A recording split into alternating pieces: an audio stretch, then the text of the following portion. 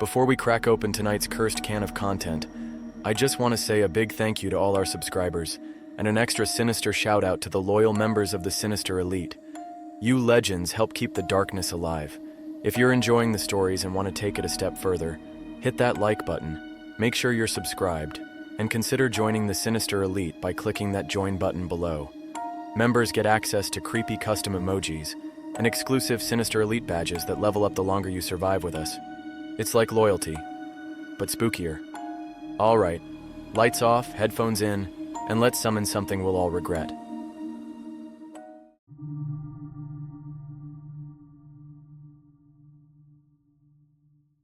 I work in a government facility that monitors something we call the Grinners.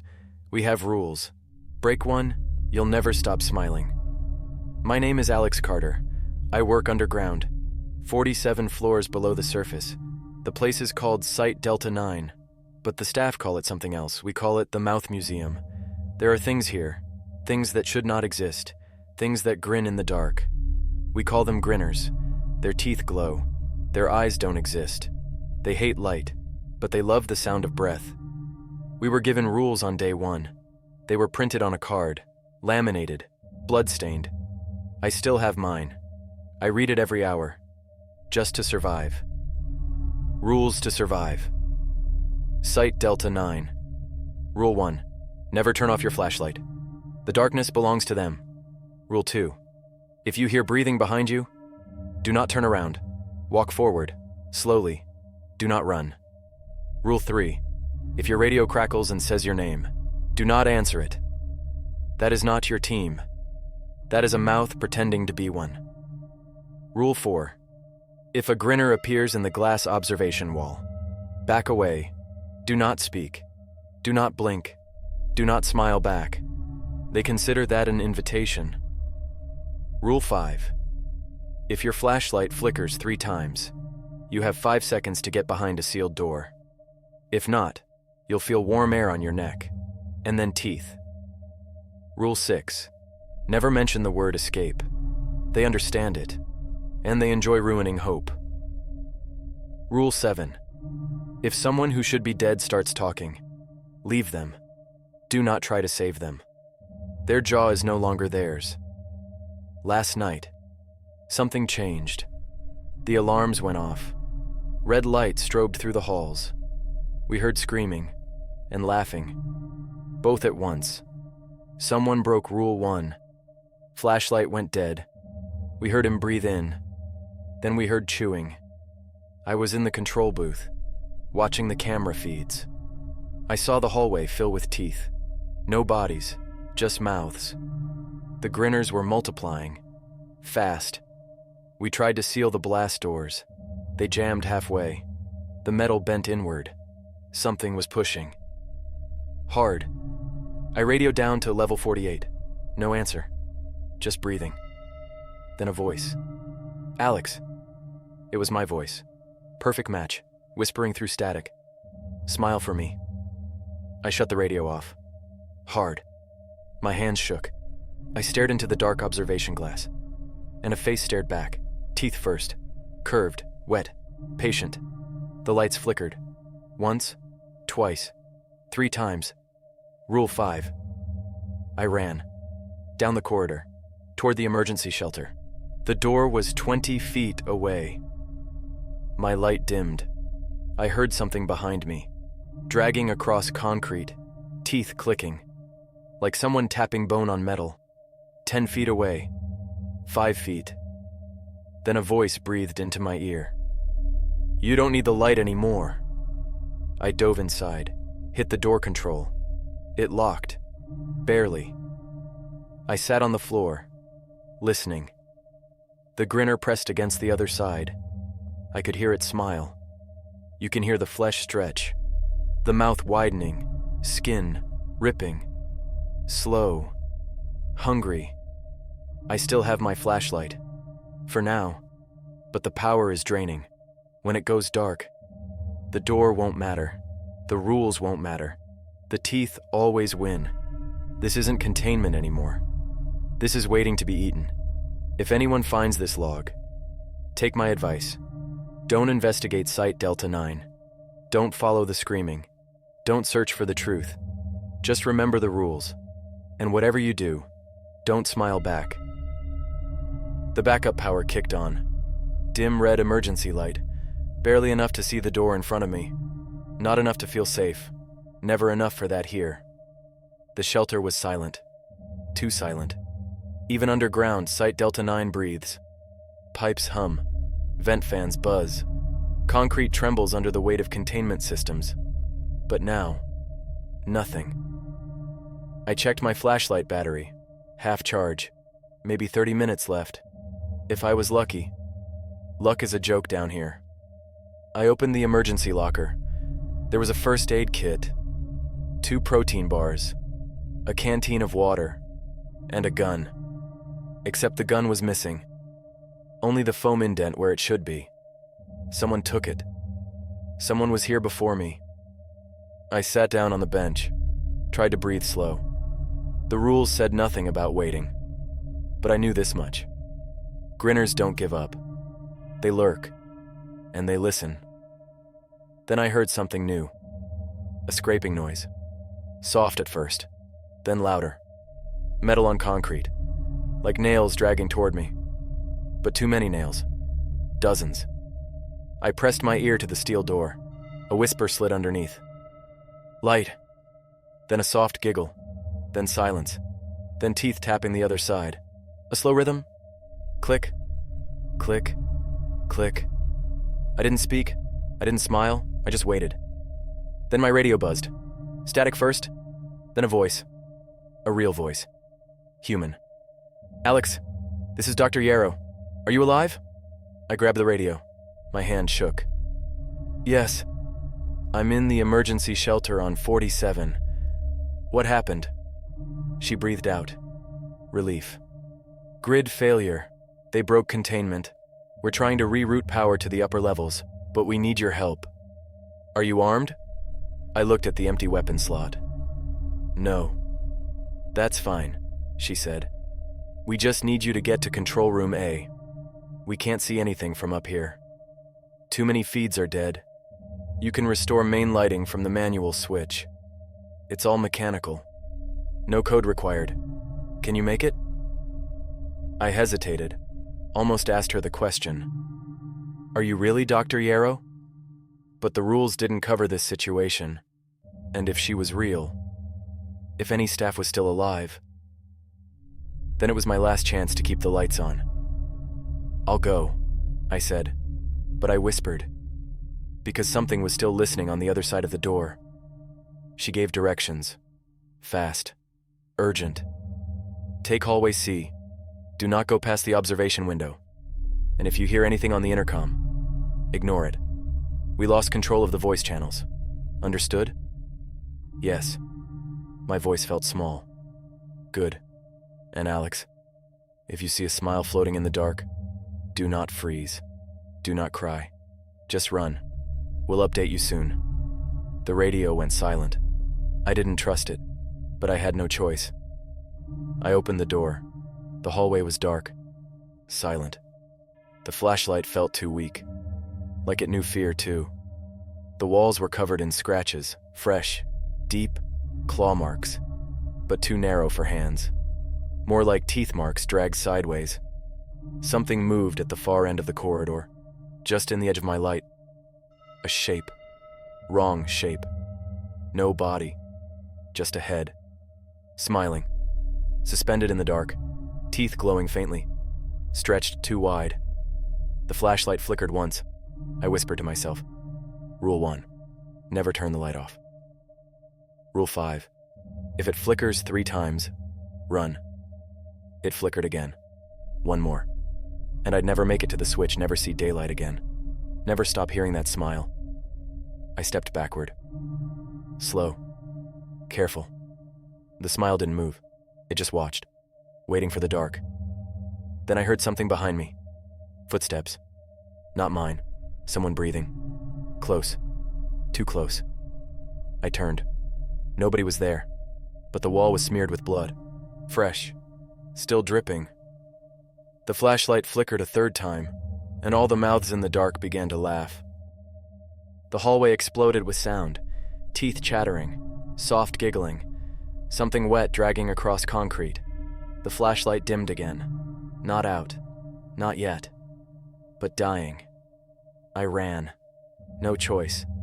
The Grinners wanted darkness. They always have. They are the dark. I sprinted past the flickering exit sign, down the narrow hall, toward Control Room A. Every step echoed, and something echoed back. Perfectly timed footsteps, matching mine, mocking me. The laughter followed, low at first, then louder, then layered. Dozens of voices stacked on top of each other, all smiling, all hungry. The flashlight beam caught a window on the left. Observation glass. Rule 4. If a Grinner appears in the observation wall, do not blink. Do not speak. Do not smile back. I tried not to look, but I did. You always do. The glass was fogged from the inside, like something breathing against it, then teeth pressed against the window, too wide, too many, glistening with saliva, and something red. A whisper came through the intercom. "Alex, you're almost there. Keep walking." Dr. Yarrow's voice, soft, encouraging, but wrong. I stopped walking, dead still. The Grinners went quiet. They felt me stop. The radio buzzed in my hand. A different voice now, a whisper, broken, terrified. "Don't listen. That's not her. She's gone." Static swallowed the rest, then teeth clicked in the speaker. Slow, deliberate. 1, 2, 3. I kept going. I had to. If I stayed still, the dark would swallow me whole. The flashlight cut through the black like a dying candle. I passed another doorway. The lab was destroyed. Lights shattered. Chairs overturned. Blood painted across the floor. Not sprayed. Dragged. Then I saw it. A security uniform. Body slumped in the corner, mouth missing, jaw ripped clean. But the radio on his chest was still on, still hissing, still repeating a single message. "Smile for me." Over and over. Soft, sweet, like a lullaby for the damned. I stepped back, too fast, too loud, and something behind the glass laughed. This time with breath. Moist, warm, close. The flashlight flickered. Twice in a row. "Not here, not now," I whispered. It was all I could say. I reached Control Room A. The door was cracked open, lights dead inside. A monitor still glowed faintly. Emergency power. Barely. I pushed the door the rest of the way. It creaked. Too loud. Everything was too loud now.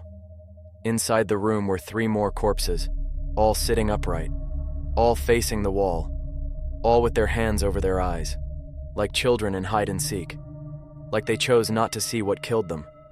The manual power switch was on the far side of the room, a giant red handle. Simple, mechanical, old school. If I pulled it, lights would return, everywhere, at least for a while. If I failed, the dark would never lift. I walked toward it, slow, quiet. My flashlight hit a control panel, and I froze. There were teeth in it, not human teeth, too sharp, too long. Jam-packed into the buttons, like something tried to chew its way through electricity itself. The radio crackled again in my hand. A voice returned. "Dr. Yarrow." But crying now.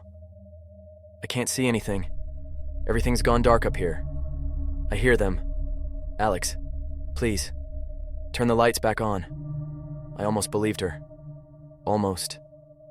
Then another voice came through. Same voice, same tone. Perfect mimicry. "Turn out the lights instead. We want to see your face. We want you to smile." The flashlight flickered. Once. Twice. A long pause. My hand gripped the power lever. Tight. White knuckle. I whispered the rule again. For courage. Rule 1. Never turn off your light. The flashlight flickered a third time, and the room went black. Every monitor died. Every backup light failed. Every dying filament went silent. And in the pitch dark, I heard the Grinners move. Not one, not two, dozens. Feet sliding, teeth knocking together, jaws cracking open wider than bone should allow. Then a voice whispered inches from my ear. Not human. Never human. Don't pull the switch. The dark is better. I pulled it anyway. The power surged, hard, violent. The entire facility groaned. Lights blasted back on. For one split second, I saw them, all of them. Dozens of Grinners.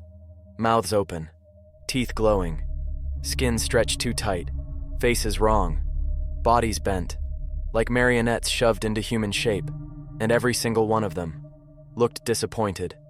Then the lights stabilized. The Grinners vanished. Gone in the brightness. Retreated. For now. The radio beeped.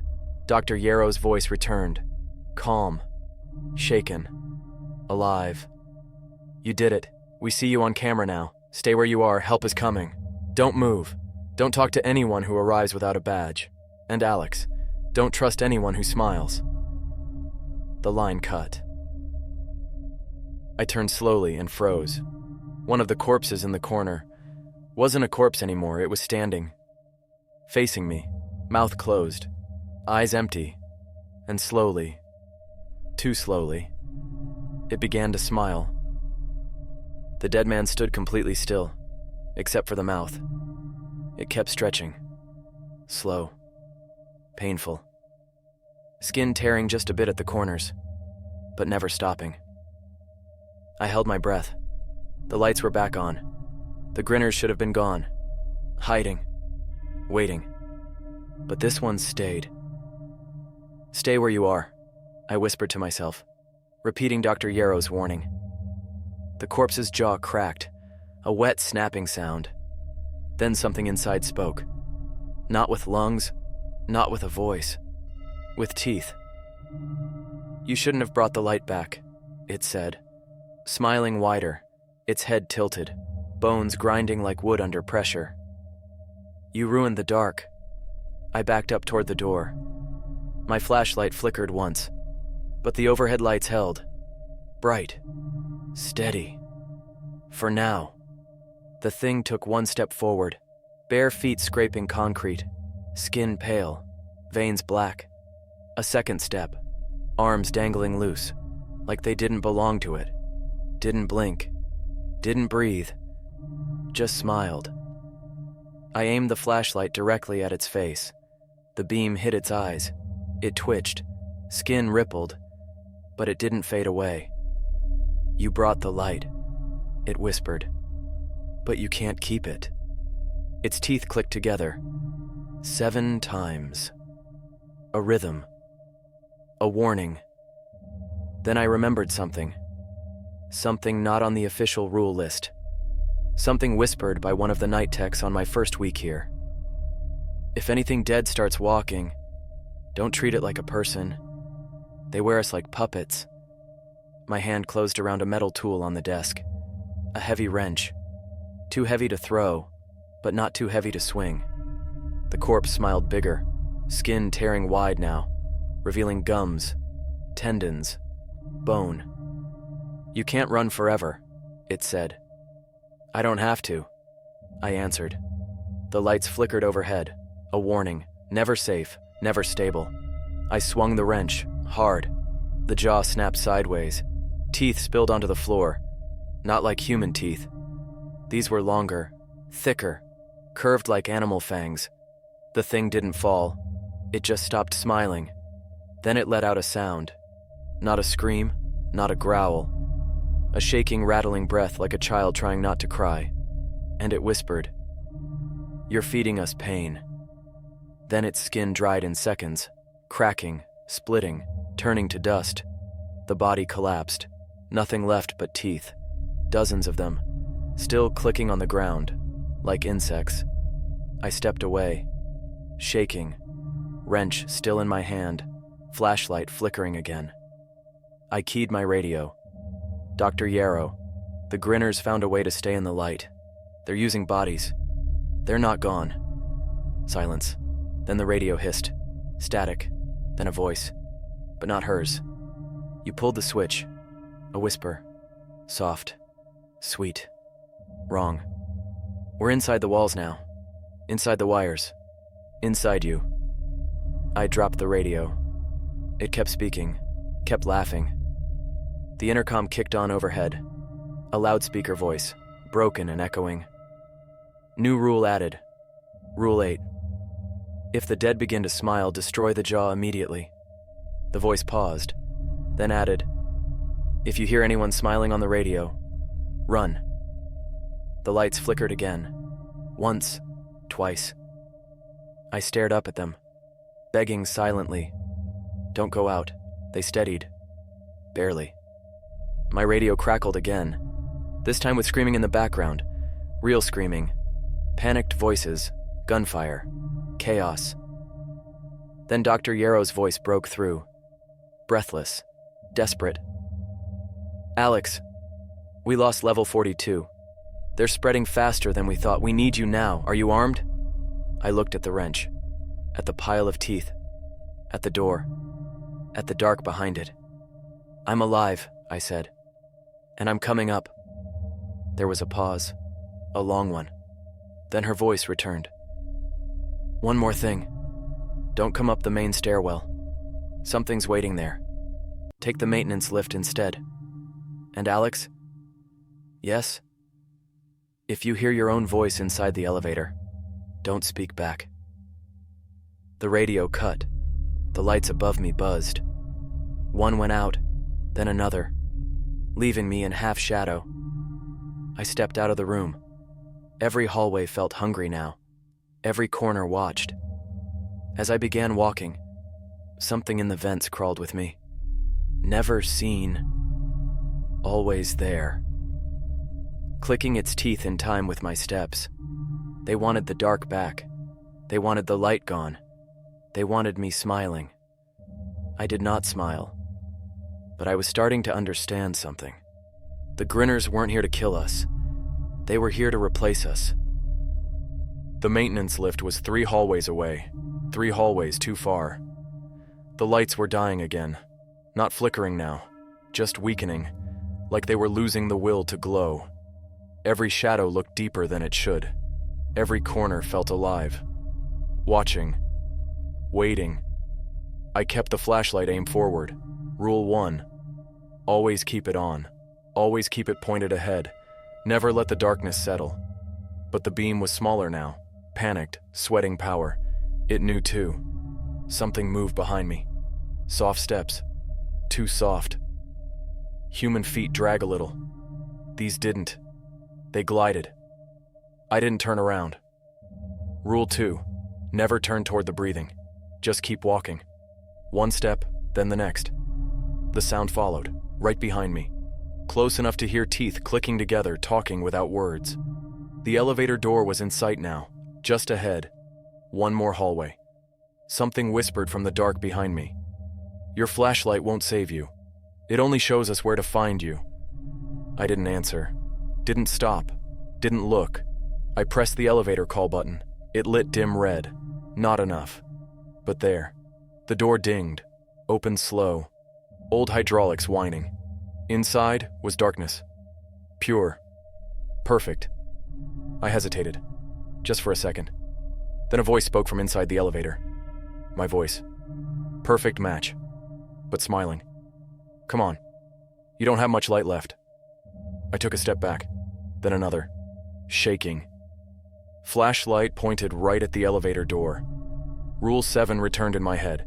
If someone who should be dead starts talking, leave them. Do not try to save them. Their jaw is no longer theirs. But this voice wasn't dead. It was me. At least it sounded like me. Exactly like me. Then the elevator lights came on. Harsh white. Clean. Empty. No one inside. Just a reflection of myself. Staring back. But not smiling. The door began to close. Slow. Heavy. Grinding metal. I lunged forward. Slipped in.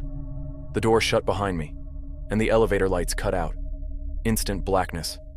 Something else was in here with me, breathing slow, deep. The flashlight flickered, weak, dying. I aimed it down, toward the floor, toward the sound. Teeth, hundreds of them, loose, scattered, rattling as something moved underneath them. A voice whispered from the dark corner, "I can see your face, even with the light on." The elevator began to rise, shaking, cables groaning. Then the flashlight died. No flicker, no warning, just dead. And the dark filled the space immediately. Alive, laughing. The thing inside breathed in, close to my ear. "You broke the wrong rule." Something touched my jaw. Cold fingers, trying to pry it open. Then, the elevator lights snapped back on, full power, blinding bright. The thing was gone. The teeth were gone. I was alone, at least for now. The doors opened onto the upper level. White corridors, blood smeared everywhere, security lights pulsing red. The facility was losing power fast. And there, ahead, Dr. Yarrow stood in the hallway, still alive, still herself. Or she looked like it. She wasn't smiling. That was good. Maybe. "Alex," she said. "Thank God. Come with me. We're regrouping in the emergency vault. We might still make it out." I stepped out of the elevator, slow, cautious. The lights flickered overhead again, but held. "Before I follow you," I said, "I need to know something." She nodded, breathing hard, still scared, still human. "I'll tell you whatever I can." I raised the dead flashlight, pointed it at her face, not shining, just aiming. "What's the final rule?" I asked. She froze, just for half a second, but that was enough. She blinked slow, too slow, eyes adjusting, thinking. Then she smiled, small, almost gentle. "You weren't supposed to survive this long," she whispered. Then her jaw unhinged, sideways, splitting like wet paper, revealing rows of teeth inside, not human teeth. Teeth meant for smiling in the dark. And she said, "Final rule, Rule 9. If anyone survives long enough to ask about the last rule, they're already one of us." The lights died. The screaming stopped. The smiles kept spreading. "My name doesn't matter now. We lost the surface connection 3 nights ago, or 3 days ago. Time stopped meaning anything when the lights failed.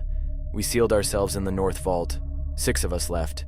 3 scientists, 2 techs, and me. Security detail. Or what's left of it. We hear movement in the vents. They don't need doors anymore. They grew past that. We still have the rule sheet. Bloodstained. Old laminate peeling. 7 original rules. 2 discovered too late. They weren't rules to keep the creatures out. They were rules to keep us in. We found the central system logs. We weren't containing them. We were feeding them. Tests, experiments, victims brought in alive, and left to smile. This place didn't fall. It hatched. The Grinners weren't always monsters. They were human ones. Something in the dark changed them, shaped them, wore them. Now they want us too. Vault log. 7 hours later. We heard someone in the hallway.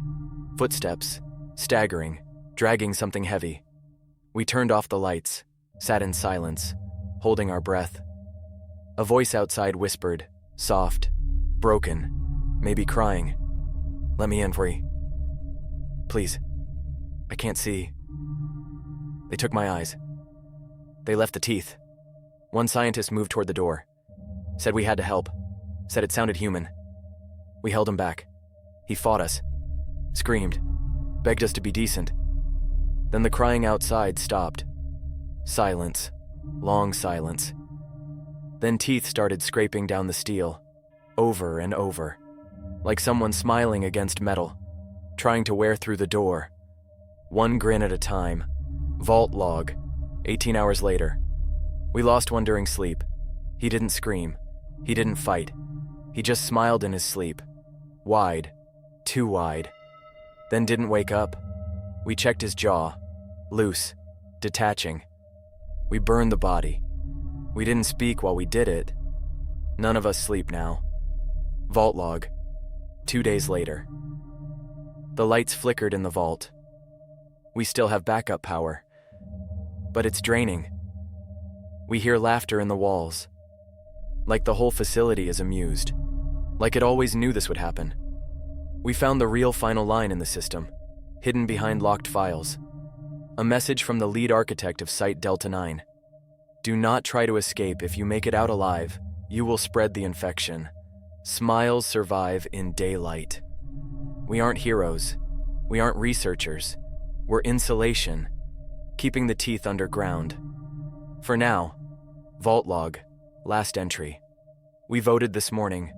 We're opening the vault, not to escape, but because we hear something new up there. Silence. No teeth. No voices. No clicking. Just quiet. We think it means the power is finally gone. No light left for them to fight. No light left to lose. I'm leaving this log here, in case someone finds it later. If anyone comes down here, looking for survivors, looking for answers, all I can say is, do not follow the blood trails. Do not search the dark corners. Do not pull the switch. Do not trust a smile. And if you hear your own voice whisper your name, you're already one of us. We're opening the door now. The darkness is waiting. The rules don't matter anymore. Only the teeth.